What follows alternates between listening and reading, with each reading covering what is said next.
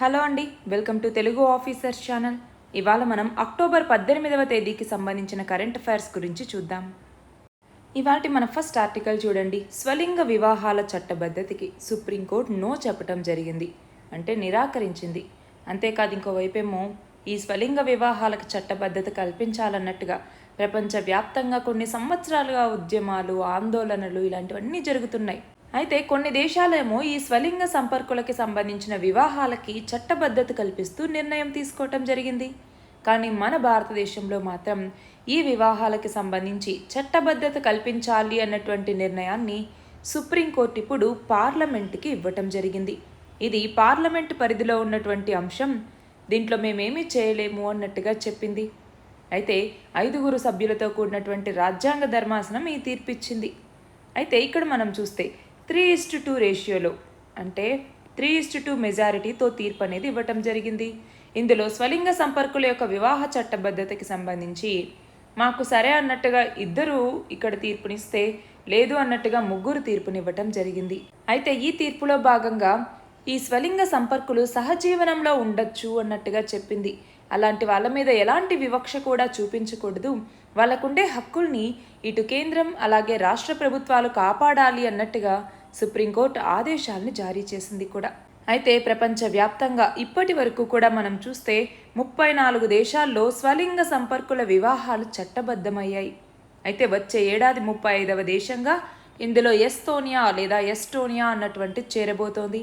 అయితే మనకి ఎగ్జామ్లో ఏమని అడగచ్చు, స్వలింగ సంపర్కుల వివాహాలను చట్టబద్ధం చేసినటువంటి మొదటి దేశం ఏది అని అడిగితే ఏ దేశం 2001వ సంవత్సరంలో నెదర్లాండ్స్ అన్నటువంటిది తొలిసారిగా ఈ స్వలింగ సంపర్కుల యొక్క వివాహాలకి చట్టబద్ధత కల్పించడం జరిగింది.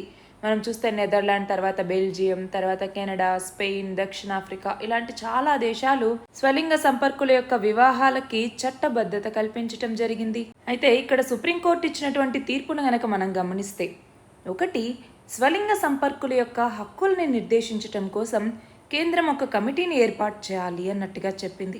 అలాగే స్వలింగ సంపర్కుల కోసం ఒక హాట్ లైన్ని ఏర్పాటు చేయటం, దంపతుల కోసం సేఫ్ హౌస్లను ఏర్పాటు చేయటం లాంటివి చేయాలి. అలాగే ఏ వ్యక్తికి కూడా హార్మోనల్ థెరపీ అనేది జరిపించకూడదు, వాళ్ళని వాళ్ళలాగే ఉండనివ్వాలి. అలాగే లైంగిక గుర్తింపు అన్నట్టుగా స్వలింగ సంపర్కుల్ని హింసించకూడదు. అలాగే సొంత కుటుంబ సభ్యుల దగ్గరికి వెళ్ళిపోండి మీరు అన్నట్టుగా వాళ్ళని బలవంతం చేయకూడదు పోలీసులు. అంతేకాదు స్వలింగ సంపర్కుల మధ్య ఉన్న బంధం మీద ఎలాంటి ఎఫ్ఐఆర్ దాఖలు చేయాలన్నా ముందు ఒక ప్రాథమిక దర్యాప్తు అనేది చేపట్టాలి. అంతేకాదు స్వలింగ సంపర్కులతో పాటుగా అవివాహితులు, అంటే పెళ్లి కాని వాళ్ళు కూడా పిల్లల్ని దత్తత తీసుకోవచ్చు. దీనికి సంబంధించి సెంట్రల్ అడాప్షన్ రిసోర్స్ అథారిటీ ఏదైతే ఉందో దీంట్లో ఉన్నటువంటి నిబంధనల్ని కొట్టేస్తున్నాము అన్నట్టుగా సుప్రీంకోర్టు తీర్పు ఇవ్వటం జరిగింది. అయితే ఇక్కడ కేసు ఏంటి అనేసి చూస్తే, 2012 నుంచి పరిచయం ఉన్నటువంటి 2 వ్యక్తులు 2022వ సంవత్సరంలో మా వివాహానికి చట్టబద్ధత కల్పించండి అని కోరుతూ కోర్టుకెళ్లటం జరిగింది. మరి ఆ కేసుకి సంబంధించి ఇప్పుడు 5 సభ్యుల రాజ్యాంగ ధర్మాసనం విచారణ చేపట్టి తీర్పునివ్వటం జరిగింది. అయితే దీని కింద ఏంటి, ప్రత్యేక వివాహ చట్టం ప్రకారం, స్పెషల్ మ్యారేజ్ యాక్ట్ ప్రకారం కులాంతర, మతాంతర వివాహాలని ఎలా అయితే అనుమతిస్తారో అలాగే స్వలింగ వివాహాలని కూడా అనుమతించండి అన్నట్టుగా ఈ పిటిషన్. అంటే ఏంటి, ఒకవేళ స్త్రీ లేదా పురుషుడు గనక వివాహ బంధంలో ఉండాలనుకుంటే అప్పుడు అలాంటి వాళ్ళ వివాహానికి కూడా చట్టబద్ధత కల్పించండి అన్నటువంటిది ఈ కేసు. అయితే ఏంటి ఈ ప్రత్యేక వివాహ చట్టం? నార్మల్గా మన ఇండియన్ సొసైటీలో పెళ్ళి ఎలా జరుగుతుందండి, అమ్మా నాన్నలు అబ్బాయిని అమ్మాయిని చూడటం, ఆ తర్వాత వాళ్ళకు ఉండాల్సినటువంటి వివిధ రకాల తంతులు ఇవన్నీ జరిపి సాంప్రదాయబద్ధంగా పెళ్లి చేస్తారు. అయితే కులాలు, మతాలు, ఆస్తులు ఇలా చాలా వాటిని చూసి సరే అనుకున్న తర్వాత పెళ్లి చేస్తారు. కానీ ఇక్కడ మనం చూస్తే వివిధ కులాలకు చెందిన వ్యక్తులు లేదా వివిధ మతాలకు చెందినటువంటి వ్యక్తులు పెళ్లి చేసుకోవాలి అనుకుంటే, అంటే వాళ్ళ యొక్క సాంప్రదాయాలు ఇవన్నీ వేరు. అయితే వాటిని అధిగమించి అర్హులైనటువంటి వాళ్ళు ఎవరైతే ఉంటారో వాళ్ళు కులమతాలకు అతీతంగా వివాహం చేసుకోవటానికి వీలు కల్పించేటటువంటి చట్టమే ఈ ప్రత్యేక వివాహ చట్టం అన్నటువంటిది. అయితే మనం చూస్తే మన భారతదేశంలో వివాహం కానీ, విడాకులు కానీ, వారసత్వం కానీ, దత్తత కానీ ఇవన్నీ పర్సనల్ చట్టాల కిందికి వస్తాయి. అందులోనూ హిందూ మ్యారేజ్ యాక్ట్, ముస్లిం మ్యారేజ్ యాక్ట్ వీటి ప్రకారం అయితే వధూవరులు వేర్వేరు మతాల వాళ్ళైతే పెళ్లికి ముందే వాళ్ళ యొక్క భాగస్వాములు ఎవరో ఒక మతంలోకి మారాల్సి ఉంటుంది. కానీ ఈ ప్రత్యేక వివాహ చట్టం కింద పెళ్లి చేసుకునేటటువంటి వాళ్ళకి అలాంటి ఇబ్బంది అనేది ఉండదు. వాళ్ళ యొక్క మతం కానీ కులం కానీ మార్చుకోకుండానే వాళ్ళు పెళ్లి చేసుకోవచ్చు. దాంతో ఇప్పుడు మన భారతదేశంలో మొత్తం 3 రకాలుగా పెళ్ళిళ్ళు అనేవి నమోదవుతూ ఉన్నాయి. అవేంటి? ఒకటి హిందూ మ్యారేజ్ యాక్ట్ అన్నటువంటిది, హిందూ మ్యారేజ్ యాక్ట్ 1955. రెండవది వచ్చేసరికి ముస్లిం మ్యారేజ్ యాక్ట్, ముస్లిం మ్యారేజ్ యాక్ట్ 1954. అలాగే ఇప్పుడు స్పెషల్ మ్యారేజ్ యాక్ట్ అన్నటువంటిది, ప్రత్యేక వివాహ చట్టం, ఇది కూడా 1954కి సంబంధించింది. అయితే ఈ మొదటి రెండింటిలో కులాంతర మతాంతర వివాహాలకు అవకాశం లేదు కాబట్టి ఈ స్పెషల్ మ్యారేజ్ యాక్ట్ని తీసుకురావటం జరిగింది. అయితే ఈ స్పెషల్ మ్యారేజ్ యాక్ట్లో పెళ్లి చేసుకునే వాళ్ళకి ఎలాంటి సాంప్రదాయాలు ఉండవు, కానీ చట్ట ప్రకారం వాళ్ళు కొన్ని నిబంధనలు పాటించాలి. అంటే ఏంటి? ఆల్రెడీ ఆ ఇద్దరిలో ఎవరికైనా అప్పటికే పెళ్ళై భాగస్వామి ఉంటే అలాంటి వాళ్ళు అనర్హులు. అలాగే భాగస్వాములు ఇద్దరు పెళ్లి సమయానికి మానసికంగా సరిగ్గా ఉండాలి. అలాగే వివాహ అర్హత వయసు అనేది ఉండాలి. అన్నింటికీ మించి నిషేధిత బంధుత్వం, అంటే తమ్ముడు కానీ చెల్లెలు కానీ ఇలాంటి బంధుత్వాలు ఏవైతే ఉంటాయో అలాంటివి ఉండకూడదు. ఆ బంధుత్వాలను ఇందులో నిషేధంగా పరిగణించటం జరుగుతుంది. అలాంటి ఈ ప్రత్యేక వివాహ చట్టం కింద ఇప్పుడు ఈ యొక్క స్వలింగ సంపర్కుల యొక్క వివాహాల్ని కూడా, మా వివాహాల్ని కూడా ఈ చట్టం కింద చట్టబద్ధం చేయండి అన్నట్టుగా సుప్రీంకోర్టుకి వెళ్ళటం జరిగింది. అయితే సుప్రీంకోర్టు ఇది మా పరిధిలో ఉన్నటువంటిది కాదు, దీనిని నిర్ణయించాల్సినటువంటిది పార్లమెంట్ అన్నట్టుగా చెప్పింది. మన నెక్స్ట్ ఆర్టికల్ చూడండి. 2020లో మన భారతదేశానికి మరియు చైనాకి మధ్య ఏదైతే లైన్ ఆఫ్ యాక్చువల్ కంట్రోల్ లేదా వాస్తవాధీన రేఖ అంటాము, ఈ వాస్తవాధీన రేఖ ఏదైతే ఇక్కడ ఉందో దీని వెంట ఘర్షణలు అనేవి జరిగాయి. చైనా బలగాలు మన భారతదేశంలోకి చొచ్చుకురావటం, దాన్ని మన దేశం ప్రతిఘటించటం, ఇలా చాలా ఘర్షణాత్మక వాతావరణం అనేటటువంటిది ఎదురైంది. మనం చూస్తే చూడండి, దెస్పాంగ్ ప్లెయిన్స్ కానివ్వండి, గల్వాన్ వ్యాలీ కానివ్వండి, అలాగే ప్యాంగాంగ్ సో లేక్ కానివ్వండి, హాట్ స్ప్రింగ్స్ రీజియన్ కానివ్వండి, అలాగే ప్యాంగాంగ్ సో లేక్కి సౌత్ బ్యాంక్ దగ్గర కానివ్వండి, ఇలా వివిధ చోట్ల ఘర్షణాత్మక వాతావరణం అనేది నెలకొంది. అయితే మనం చూస్తే ఈ దెప్సాంగ్ కానివ్వండి, దెప్సాంగ్ ప్లెయిన్స్ ఏవైతే ఉన్నాయి, ఈ దెప్సాంగ్, దెమ్చోక్ ఈ ప్రాంతాల్లో ఇప్పటికీ 2 దేశాల సైనికులు కూడా అక్కడ వాళ్ళ యొక్క బలగాల్ని మోహరించి ఉన్నాయి. అయితే దీనివల్ల ఈ ప్రాంతాల్లో పరిస్థితులు అనేవి మళ్ళీ ఎప్పుడైనా కూడా ఘర్షణాత్మకంగా మారచ్చు. అయితే మనం చూస్తే ఈ దెప్సాంగ్ కానీ దెమ్చోక్ కానీ ఇవి మనకి స్ట్రాటజిక్గా చాలా ఇంపార్టెంట్ ప్లేసెస్. అయితే మనం చూస్తే మన భారతదేశానికి మరియు చైనాకి మధ్య ఇప్పటికీ 20 భేటీలు జరిగాయి.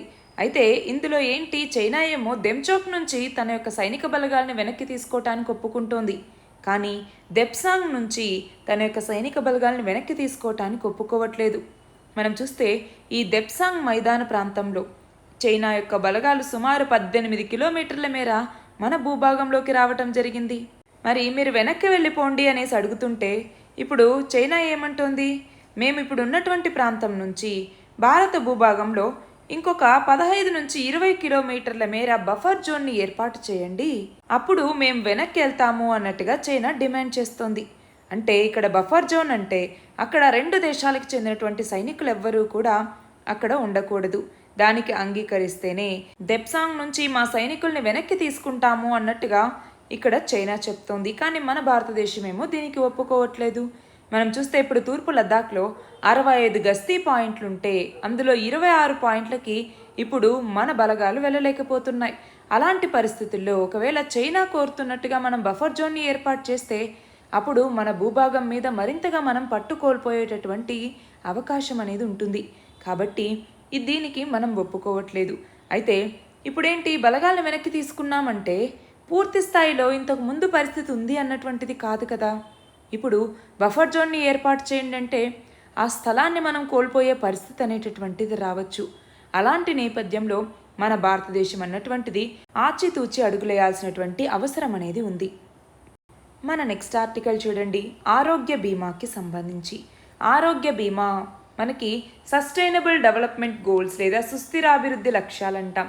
అందులో ఎస్డిజిలో ఉన్నటువంటి టార్గెట్ 3.8 అన్నటువంటిది ఏం చెప్తుంది, అచీవ్ యూనివర్సల్ హెల్త్ కవరేజ్ అన్నట్టుగా చెప్తుంది. అంటే ఆరోగ్య బీమా గురించి తెలిపే సుస్థిరాభివృద్ధి లక్ష్యం ఎన్నవది అంటే సస్టైనబుల్ డెవలప్మెంట్ గోల్ 3, అందులోనూ టార్గెట్ 3.8 అన్నటువంటిది. అయితే ఇక్కడ ఏంటి మనం చూస్తే మన దేశంలో అవుట్ ఆఫ్ పాకెట్ ఎక్స్పెండిచర్ అన్నటువంటిది చాలా పెరిగిపోతుంది. అంటే మన జేబు నుంచే మనం తీసి ఖర్చు పెట్టడం హాస్పిటల్కి. కానీ ప్రభుత్వమేమో ఆయుష్మాన్ భారత్ అనేసి, ప్రధానమంత్రి జన ఆరోగ్య యోజన అని, జనని శిశు సురక్ష కార్యక్రమం అనేసి ఇలా వివిధ రకాల పథకాలని తీసుకొచ్చి ఆరోగ్య బీమాని ఇస్తుంది. కానీ ఇక్కడ ఈ ఆరోగ్య పాలసీలు ఏవైతే ఉంటాయో వాటికి సంబంధించి ఈ బీమా దరఖాస్తులు అనేవి చాలా వరకు తిరస్కరణకు గురవ్వటం, దానివల్ల ఆ పాలసీదారులు ఇబ్బందులు పడటం, వాళ్ళ జోబు నుంచి ఖర్చు చేయటం ఇలాంటివన్నీ పెరుగుతూ ఉన్నాయి. అంతేకాదు ఒక్కొక్కసారి ఏమవుతుంది, ఆ పాలసీదారుడికి డబ్బు చాలా తక్కువగా అందుతుంది. అంటే ఆ పరిహారం అనేది చాలా పాక్షికంగా ఉంటుంది. అంతేకాదు కొత్తగా పాలసీ తీసుకున్న తర్వాత దాని ప్రయోజనాలు వర్తించేందుకు కొంతకాలం పాటు వెయిట్ చేయాలన్నటువంటి నిబంధన ఏదైతే ఉంటుందో, ఒకవేళ ఆలోపు ఏదైనా ఆరోగ్యం బాగలేక క్లెయిమ్ చేసుకుంటే అది వర్తించదు, తిరస్కరిస్తాయి బీమా సంస్థలు. మరి అలాంటి నేపథ్యంలో ఈ పాలసీదారుల యొక్క ప్రయోజనాన్ని పరిరక్షించటం కోసం ఐఆర్డిఏఐ అంటాము, అంటే భారత నియంత్రణ అభివృద్ధి ప్రాధికార సంస్థ అంటాం. ఇది ఆల్రెడీ ఇప్పటికే చాలా చర్యలు చేపట్టడం, బీమా సంస్థల మీద ఫిర్యాదుల కోసం ప్రత్యేక కాల్ సెంటర్ని ఏర్పాటు చేయటం, టోల్ ఫ్రీ ఫోన్ నెంబర్ని ఏర్పాటు చేయటం, ఈమెయిల్ ద్వారా ఫిర్యాదుల్ని స్వీకరించటం ఇలాంటివన్నీ చేస్తూ ఉన్నారు. అంతేకాదు ఈ ఫిర్యాదుల్ని స్వీకరించటం కోసం ఒక ఇంటిగ్రేటెడ్గా ఫిర్యాదుల నిర్వహణ వ్యవస్థని కూడా తీసుకురావటం జరిగింది.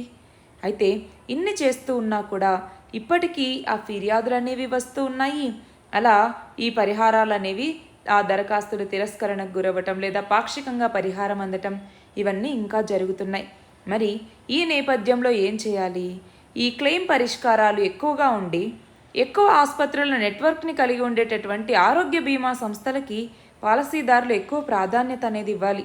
అలాగే ఆరోగ్య బీమా మీద పాలసీదారులకి ఆ సంస్థలు సరైనటువంటి అవగాహనను కల్పించాల్సిన అవసరం అనేది ఉంది. అలాగే క్లెయిమ్స్ని త్వరగా పరిష్కరించి పాలసీదారులకి సరైన సమయంలో గనక మనము ఆ మనీని గనక అందజేస్తే అప్పుడు ఆరోగ్య బీమా అసలు లక్ష్యం అనేటటువంటిది నెరవేరుతుంది అన్నట్టుగా ఈ ఆర్టికల్. చూడండి, ఇంటర్నేషనల్ యూనివర్సల్ హెల్త్ కవరేజ్ డేని మనం ప్రతి సంవత్సరం డిసెంబర్ 12వ తేదీన జరుపుకుంటాం, గుర్తుపెట్టుకోవాలి. అయితే 2017వ సంవత్సరంలో దీన్ని డిక్లేర్ చేయటం జరిగింది యునైటెడ్ నేషన్స్. మన నెక్స్ట్ ఆర్టికల్ చూడండి. రీసెంట్గా గగన్యాన్కి సంబంధించి ఇస్రో ఏదైతే క్రూ ఎస్కేప్ సిస్టమ్ని పరీక్షించబోతోందో దానికి సంబంధించి ఈ గగన్యాన్ సన్నద్ధత మీద ప్రధాని నేతృత్వంలో ఒక సమీక్ష అనేది జరిగింది. అందులో ప్రధాని ఏమన్నారు, ఇదిగో 2035 కల్లా సొంతంగా అంతరిక్ష కేంద్రాన్ని ఏర్పాటు చేసుకునేలాగా, 2040లోగా చంద్రుడి మీదకి భారతీయులు కాలు మోపేలాగా మీరు లక్ష్యాన్ని నిర్దేశించుకోండి అన్నట్టుగా చెప్పటం జరిగింది. ఆ నేపథ్యంలో మనకి ఈ అంతరిక్ష కేంద్రానికి సంబంధించి, అంటే Indian space station, international space station వేరు, ఇండియన్ స్పేస్ స్టేషన్ వేరు. ఇండియన్ స్పేస్ స్టేషన్కి సంబంధించి, అలాగే రీసెంట్గా ప్రయోగించినటువంటి చంద్రయాన్ 3 గురించి, ఇప్పుడు ఈ పరీక్షించనున్నటువంటి గగన్యాన్ గురించి, వీటన్నింటి గురించి క్లియర్గా నోట్స్ చేసి పెట్టుకోవాలి. అయితే ఇక్కడేంటి, చంద్రయాన్ 3కి సంబంధించి పాఠశాల విద్యార్థుల కోసం కేంద్ర విద్యాశాఖ మంత్రి అప్నా చంద్రయాన్ అనేటటువంటి పేరుతో ఒక ప్రత్యేకమైనటువంటి వెబ్ పోర్టల్ని ప్రారంభించడం జరిగింది. ఇందులో క్విజ్లు, పజిల్లు ఇలాంటివన్నీ పెడతారు. మన నెక్స్ట్ ఆర్టికల్ చూడండి. ఐఎంఈసి ప్రాజెక్ట్కి సంబంధించి.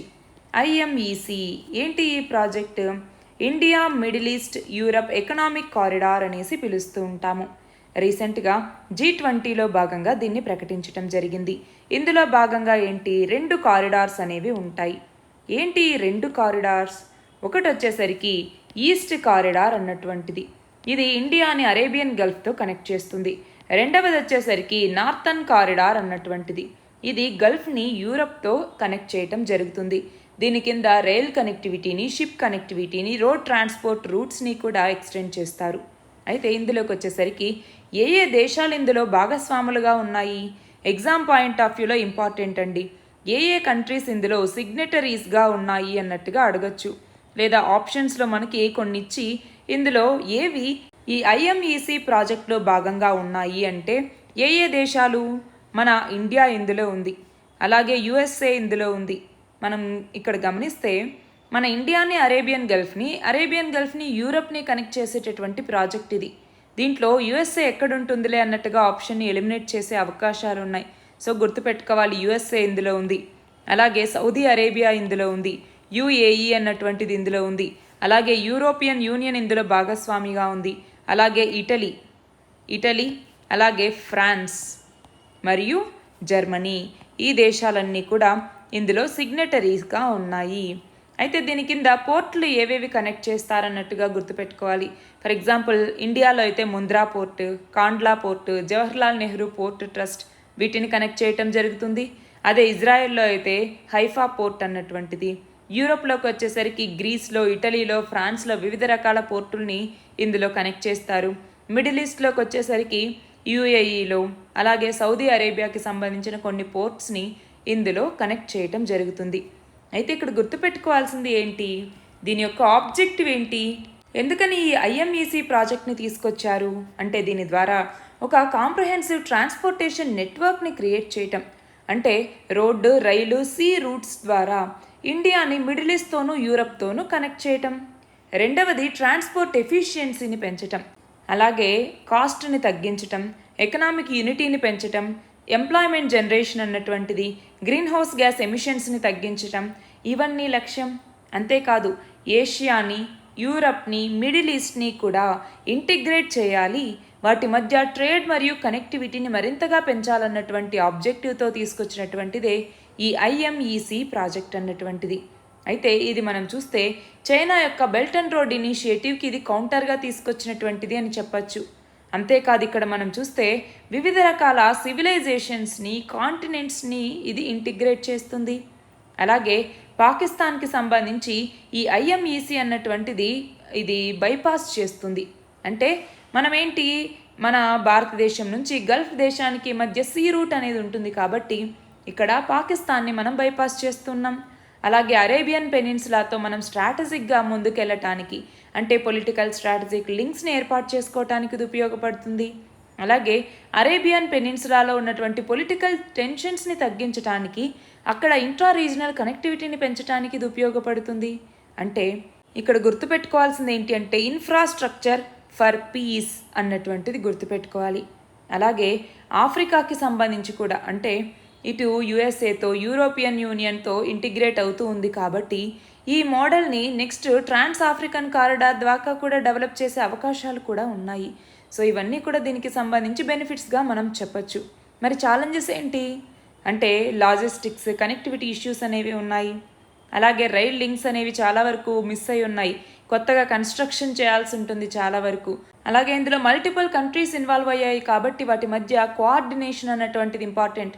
అలాగే ఇక్కడ కాంపిటీషన్ అనేటటువంటిది ఉంటుంది, అపోజిషన్ అనేటటువంటిది ఉంటుంది. For example Egypt Suez canal కానివ్వండి, ఇందులో ట్రాఫిక్ తగ్గుతోంది, రెవెన్యూ తగ్గుతోంది, దానివల్ల కూడా కొన్ని ఛాలెంజెస్ అనేవి వస్తాయి. అలాగే దీనికి కావాల్సినటువంటి కన్స్ట్రక్షన్, ఆపరేషన్, మెయింటెనెన్స్ ఇవన్నీ ఛాలెంజెసే. దానికి కావాల్సినటువంటి ఫినాన్స్ అన్నటువంటిది కూడా మనకి ఛాలెంజే. సో వాటన్నింటినీ తట్టుకొని మనం ముందుకెళ్లాల్సినటువంటి అవసరం అనేది ఉంది. అయితే ఈ ఐఎంఈసి ప్రాజెక్ట్ అన్నటువంటిది అంతర్జాతీయ వ్యాపార అభివృద్ధికి దోహదపడుతుంది. భారత్లో పెట్టుబడులు పెట్టడంతో ఆ నడవాలో భాగస్వాములు అవ్వండి అన్నట్టుగా పెట్టుబడిదారులకి మన ప్రధాని పిలుపునిచ్చారు. అంతేకాదు ఈ సదస్సు సందర్భంగా ప్రధాని మోదీ 23,000 కోట్లకు పైగా విలువైనటువంటి కొన్ని ప్రాజెక్టులకి శ్రీకారం చుట్టారు. అందులో భాగంగా గుజరాత్లో ఉన్నటువంటి దీన్ దయాల్ పోర్ట్ అథారిటీ, గుర్తుపెట్టుకోవాలి, దీన్ దయాల్ పోర్ట్ అథారిటీ ఎక్కడ ఉంది? గుజరాత్లో ఉంది.